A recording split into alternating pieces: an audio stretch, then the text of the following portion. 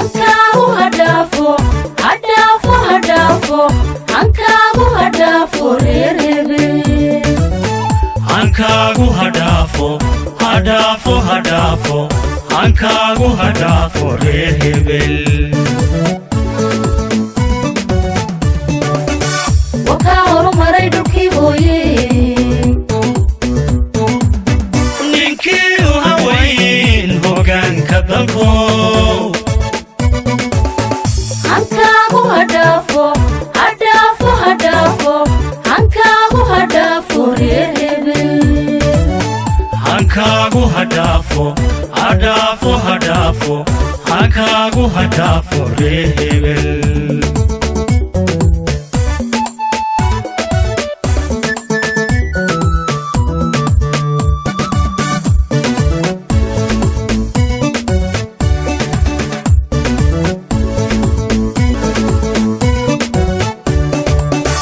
wakaa horumaray dhulkii hooye ninkii u haweyn hoggaanka dalko hankaagu hadhaafo hadhaafo hadhaafo hankaagu hadhaafo reer hebel hankaagu hadhaafo hadhaafo hadhaafo hankaagu hadhaafo reer hebel wakaa horumaray dhulkii hooye ninkii u haweyn hoggaanka dalko hankaagu hadhaafo hadhaafo hadhaafo hankaagu hadhaafo reer hebel hankaagu hadhaafo hadhaafo hadhaafo hankaagu hadhaafo reer hebel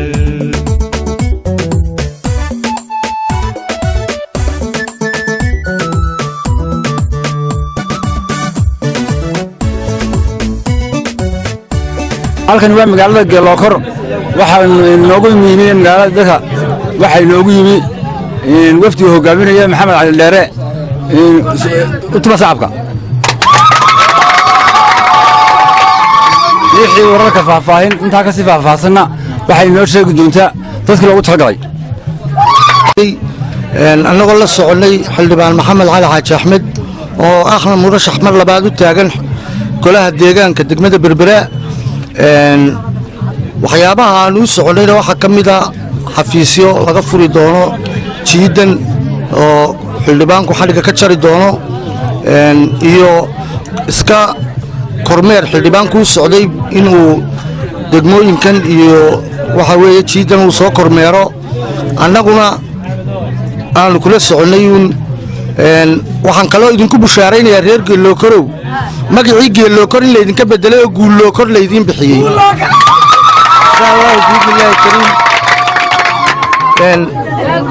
oo aad tihiin meesha guusha loo koro maanta laga bilaabo geel dambe loo korayaa ma jira guushaa loo koraya markaa magacaasi ama wuxuu noqon doonaa magac la yidhaahdo waa iska hadlayseen ama wuxuu noqon doonaa magac dhaba oo aan dib dambe loogu noqonin kolley hadal badan wakhtiguna waa wakhti kulul waana in badan baan idinka mahad celinayaa dadka degmada degan intii ayna sugayeen intii ay sabrayeen waanaynu isku leenahay insha allah biidnillaahi kariim annaguna wakhtigiinna waanu idiin sabri doonnaa halkaana taagtaanna waanu taagnaan doonnaa insha allah biidnillaahi kariim bismillaahi raxmaani raxiim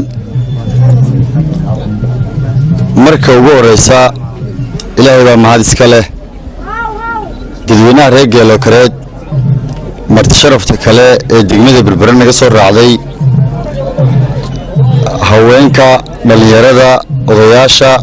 iyo mas'uuliyiinta deegaankaba waxaan ku salaamayaa salaanta islaamka assalaamu calaykum waraxmatullaahi wabarakaatu waxaan uga mahadnaqayaa marka ugu horeysa tacabkii hore ee xildhibaannimadayda waxaan idinka mahadnaqayaa tacabkii hore ay gashateen ee anigoo da'yar ay ugu dhex geyseen golayaasha deegaanada ee dalka mar labaadka waxaan idin xasuusinayaa waxaynu gelaynaa tartamo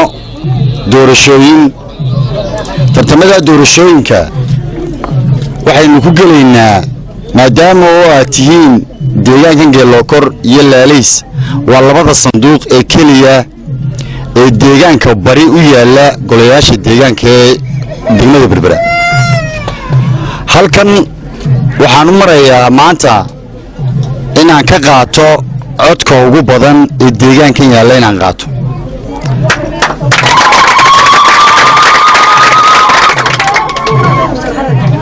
halkan reer gaari ma degana magaaladan geelookor reer gaara looma tirin karaayo lamana odhan karaayo reer gaaraa dega dadka afka soomaaliga ku hadla ee gobolka saaxil iyo somalilanba way isugu yimaadeen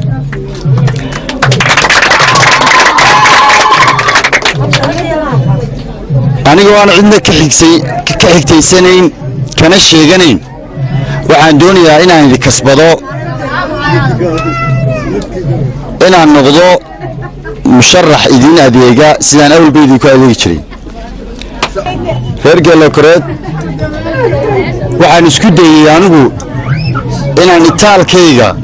wixii aan u odhan karana u idhaahdo wixii aan soo gaadhsiin karana aan soo gaadhsiiyo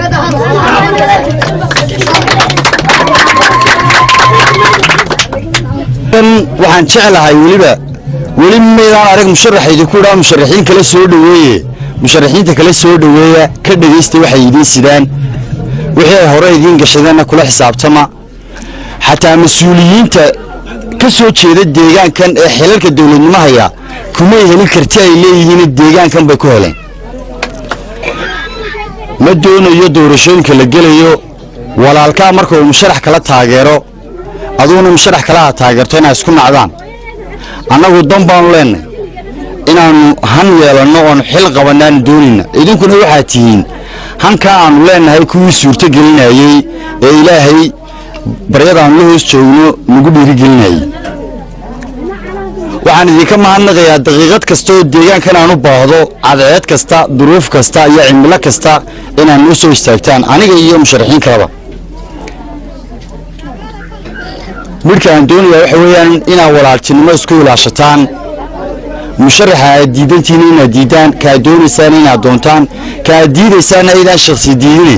masiirkiinna aydaan ka dhex arag aad iyo aad baan idiin salaamayaa jimcihii baa la joogaa salaad baynu joognaa ilaahay waxaynu ka baryaynaa waa jimcihii ugu dambeeyey ee aynu rabadaan ku sii siqayno rabadaanta khayrkeeda ilaahayna siiyo maalin wanaagsanoo jimcaha baynu kulaneen maalmaha aakhiro iyo adduunyaba ilaahay wanaag inagu kulmiyo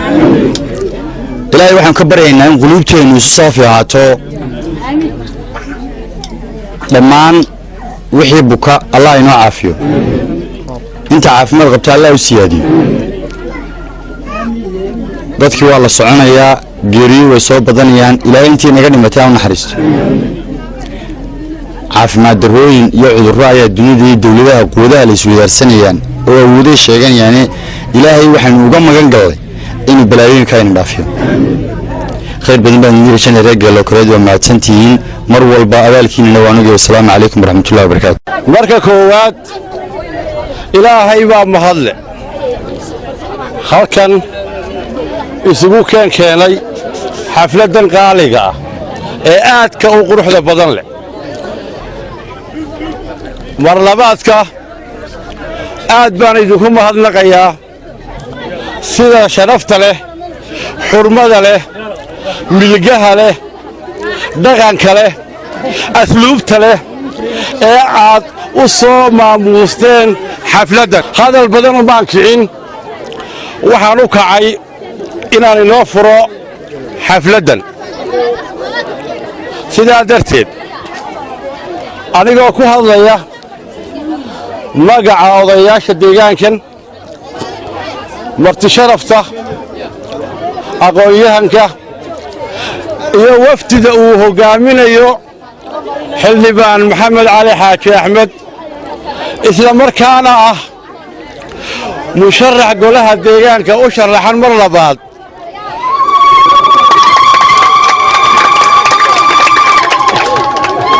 inaan ku soo dhowayno si milgale ugu soo dhowayno idinka iyo wafdiga uu hogaaminaya xildhibaankuba deegaankan ballaadhan ee laalays hadal badan horaan u sheegay salaadiis wakhtiga oo inagu yar kuleyl badan oo la soo ajiibay mahadnaqaa iyo intaa kadib hal erey ayaan odhan doonaa maanta waxaan horta idiin sidaa anugu waxaan idiin sidaa bushaaraan idiin sida ilaahay oo u tacabka noo xaasili baa lagu ducaystaa maanta way caddahay tacabkii aynu gallay cadceeddii aynu taagnayn hawshii aynu qabannay haddaynu nahay deegaanka laalays tacabkiisu wuu inoo muuqdaa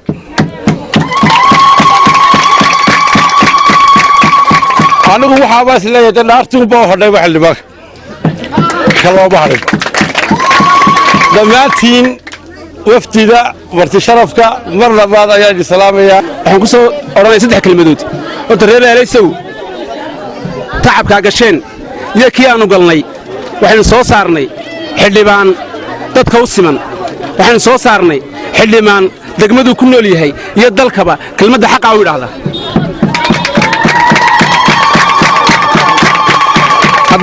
haddayna aanaan arkin kalsoonida shacabku uu qabo maxamed cali haybe mar labaad maanu soo istaajineen stageka laakiin waxa weeye kalsooni aanu ka dheehannay indhaha iyo shacabka ka soo baxayo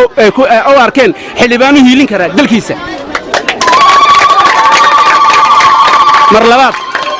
anu waxaan qabaa waa hoggaanka loo baahan yahay ee shacabka berbera iyo degmada berbera ay tabayso waxaan rajaynayaa kulanka xiga isagoo maayara inuu hortiina inugu yimaadaan soo dhowaysaan waxaan kaloo halkan waxaan u marinayaa aan ka salaamayaa taageerayaasha gurmed gaashaan midnimo KWM inta uu gaadho codkani inay yihiin hadba waxaad ku mahadsantihiin sida qiimaha leh noo soo dhowayseen intaa ka bacdi waxaan ii sheegayaa 31 May ballanteennu waxa weeye inaan u adkaysanno kulaylka iyo xaaladda adeega jirta oo aynu ku hubsanno oo aynu dooranno masiirka berritoole u codayn mayno xildhibaan u codayn mayno waxaan u codaynaynaa maayirkii berritoole dadweynaha deegaanka laalays ee magaalada berbera ama gobolka saaxil haween iyo rag iyo odayaal iyo dhallinyaraba aad iyo aad baan idinka mahad celinaynaa soo dhowaynta aad u samayseen xildhibaan maxamed cali axmed iyo wafdigiisa waxaan ku faraxsanahay inaan ka mid noqdo wafdiga xildhibaanka lamaan soconoo anigu berbere kamaan soo raacin laakiin waddada ayaan ku kulannay xildhibaanku waa saaxiibkay xildhibaanka isku xusbi ayaannu nahay xildhibaanka deegaankan baannu u wada sharaxannahay xildhibaanka codkayagii halkan buu wada yaallaa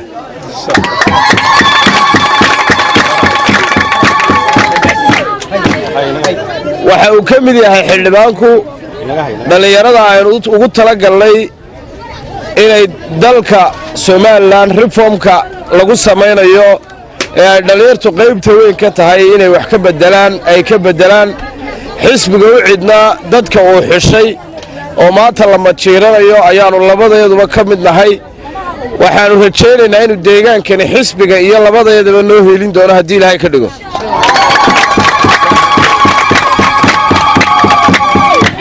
bilaashu maannaan xilan markii aannu dadka ku soo guraynay halkan isku deegaan baannu nahay maxamed cali deegaanka nagamada hidin isku dad baynu nahay sidaa darteed annagoo taa dareensan ayaa waxaannu samaynay inay dadkii halkii ay doorteen taageerayaashaydii iyo dadkii aan ka soo jeednay ay noqdeen laalays dadkii ugu badnaa iyo codkii ugu badnaa ee beesha aan ka soo jeedaana uu halkan yaallo waxaan idinka rajaynaynaa walaalayaal waxaan idinka rajaynaynaa taageero buuxda waxaan idinka rajaynaynaa isgarabsiin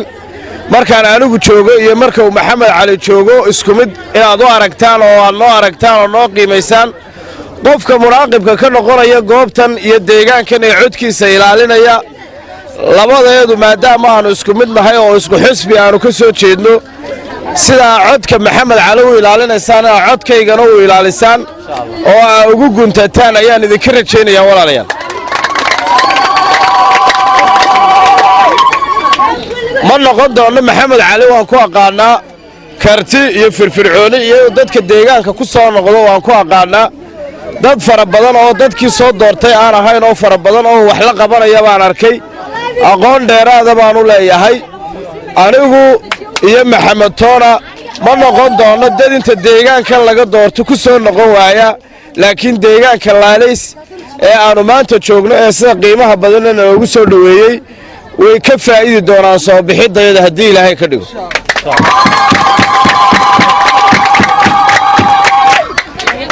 wuxuun baan jeclaystay inaan kelmadaha taageerada iyo gubaabada idinla wadaago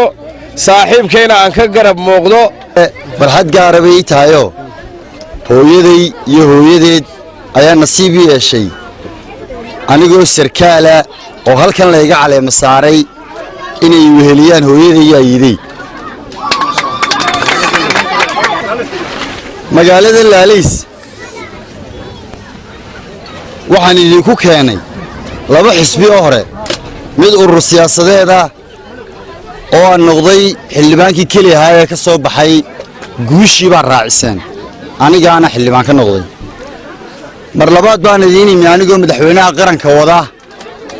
halkaa aan taaganahay baa ku soo dhowayseen waxa ay reer laalays siiyeen codkii ugu miisaanka badnaa ee ay siiyaan musharax dalkan soo mara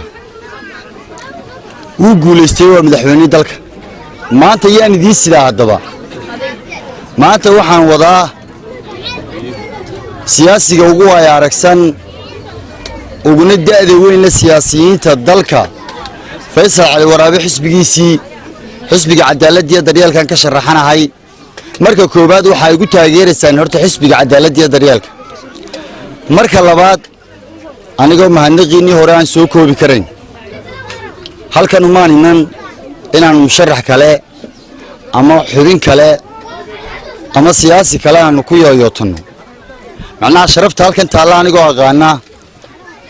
oo waxa ay bixinayaanna si milgala ay u bixiyaan sooriye lagu yaqaano soo jireena musharaxiinta kalena idinkoo soo dhowaynayo oo ka dhegaysanaya waxay sidaan anigu waxaa la yidhi bini aadanka laba qof baa ugu xishood badan subaxii markay soo toosaanoo waa qofka intuu soo tooso dawarsada iyo qofka bini aadan cod ka doona labada waxaa sii liita qofka cod bini aadan ka doona aniguse markaan faanayo waxaan idhahdaa waan aqaanaa sida qof bini aadana cod loo weydiisto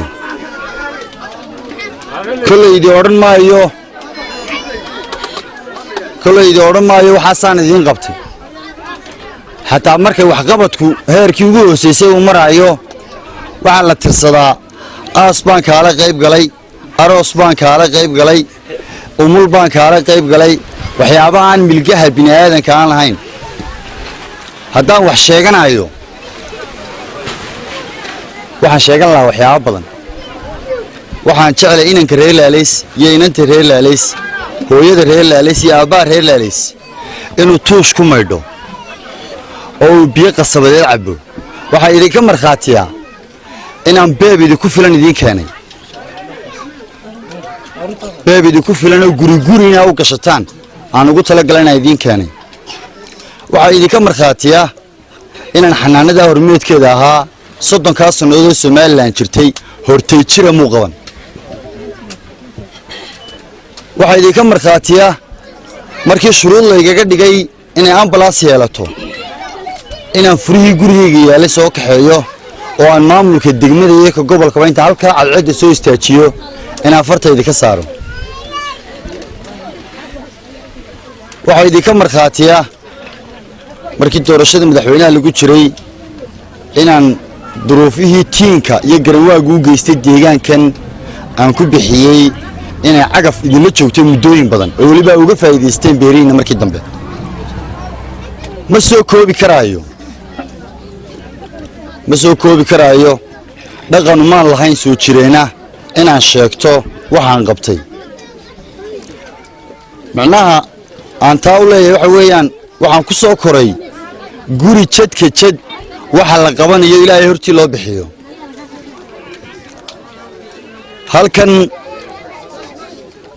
reer laalays ismalihii waxaa ka soo toosa subixii qof aydaan wax isu ahayn walaa markaan leeyahay qofkaanu xusunay in yarba in reer xaaji axmed iyo reer xaaji xuseen ku soo koobi doonta sheekhaasha degan daaroodka degan qof kastoo af Soomaali ku hadla oo laalays jooga wax dhabaanu isu nahayn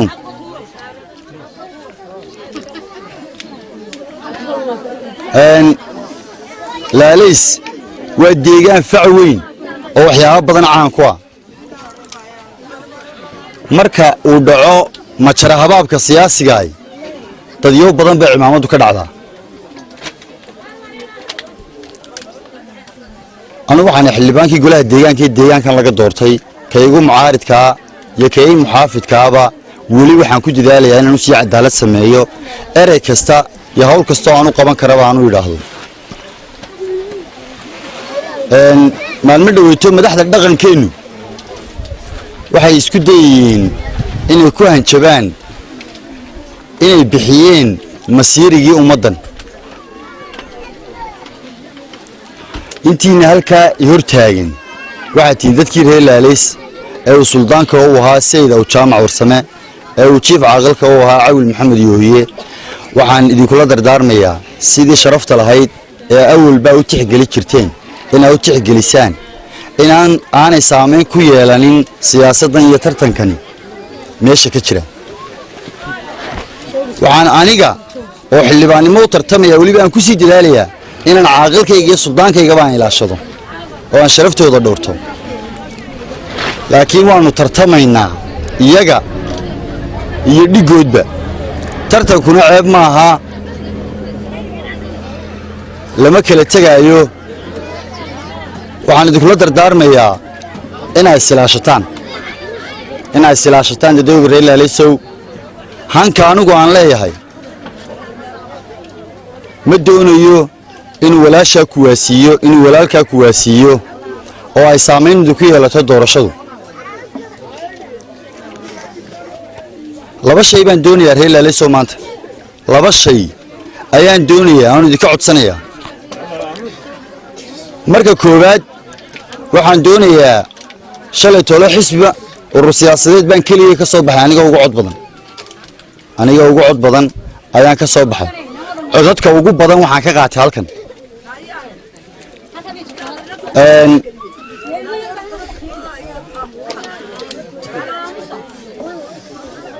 waa talabaad maanta waxaan doonayaa inaan noqdo musharaxa golo deegaan ee degmada Berbera ka soo baxa musharaxa ugu codka badan leh midka labaad ee aan doonayaa waxa weeyaan xildhibaannimo micna alla micna idin sameynaysaa ma jirto macnaha haddii heer xildhibaannimo la gaadho waa gaadheen reer laalaysow weligiinba horu tallaabsi baa laydinku yaqaan waxaan doonayaa kursiga ugu sarreeya degmada inaan hogaamiyo oo aan si leewada jecel yahay ku hogaamiyo oo aan codka ugu badan ku soo baxo oo aan golaha dhexdiisa markaan ka tartamayana aan noqdo nin reer laalaysa oo noqdo meeyarka magaalada Berbera ee 2021ka 31 May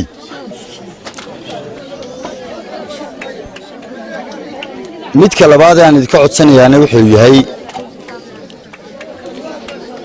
waxaa samaynaysaan halkan waxaa ka diiwaan gashan ma isla dhegeysanaa midda labaad ee aan doonaynaa waxa weeyaan halkan inan kasta iyo hooyo kasta oo joogtaa waa qof caan oo laga yaqaano deegaankan iyo nawaaxigiisa halkan waxaa lagu soo raray intaas oo kun oo cod bixiye ayay musharaxiinta degmada Berbera ka sharaxan ay ku soo rareen idinkoo soo dhaweeyntana ka shaqeynaya inaan la idinka horeyn kuyada haddii la idinka horeeyana ku maamustaano dadka qariibka inta ay fulayaan aad tixgelisaan soo dhaweyn baa la idinka doonayaa wixii la idinku yaqaanay reer laalaysow waxaan doonayaa musharax kasta inuu abaal iigu hayo laalays codka uu ka helo ee uu soo rartay sida sharafta leh dadka reer laalays ay soo dhaweeyaan macnaha tacabka idinkaa iskale midhahana anigaa guranaaye hangoolkiina iigu ruuxa geedkaa midhahaan ka guranayo. Assalaamu calaykum waraxmatullaahi wabarakaatu.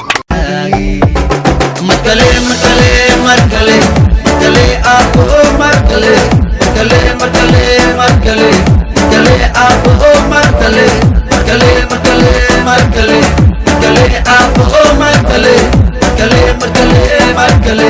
markale aabo markale Maridaka kugu muuqda